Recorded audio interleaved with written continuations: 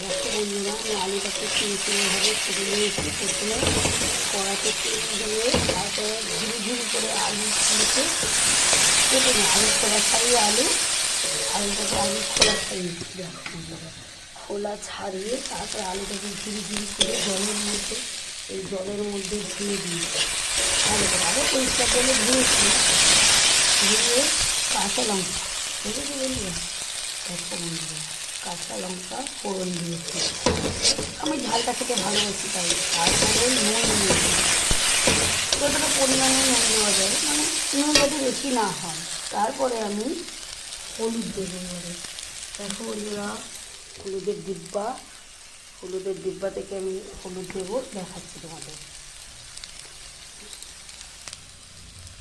যাতে হলুদটা বেশি না হয়ে যায়। পরিমাণ মতন হলুদটা দিয়ে দিলাম। এবারে দিয়ে ভালো করে নেড়ে হলুদটা দিয়ে দিয়েছি। ভালো করে নেড়ে নিয়ে একটু তেল বেশি দিতে হয় আলু ভেজে, দিয়ে ভালো করে ভাজা করতে হবে। আমার ক্যামেরা ধরার কেউ নেই বন্ধুরা, হাতে ক্যামেরা ধরে এক হাতে রান্নার রেসিপি দেখাচ্ছি তোমাদের, কীভাবে রান্না করতে হয় বন্ধুরা, যাতে তোমরা রান্না করতে পারো। নতুন রাঁধুনি হোক, পুরোনো রাঁধুনি হোক, যাতে রান্না করতে পারো।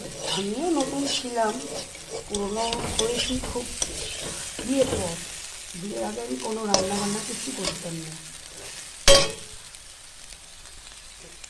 যাই হোক, এবারে রান্না দেখো তোমরা কীভাবে ভাজা করতে হয়। আলু ভেজে দেখে নাও, একটুখানি হতে দিতে হবে, হালকা করে ভাজা হতে দিতে হবে। দেখো তোমরা দেখতে থাকো। দেখো বন্ধুরা, আলুটা ভাজা হয়ে এসেছে। তো বন্ধুরা, কতটা আলু ভাজা দেখো বন্ধুরা, কতটুকুনি হয়ে গেল। আলু ভাজা হয়ে এসছে, একটুখানি বাকি আছে। দেখো বন্ধুরা, আমার আলু ভাজা হয়ে গেছে। কি সুন্দর দেখতে হয়েছে, দেখেছো বন্ধুরা? দারুণ লাগছে, ধোঁয়া উঠছে। উফ, দারুণ ধোঁয়া উঠছে, দেখেছো বন্ধুরা?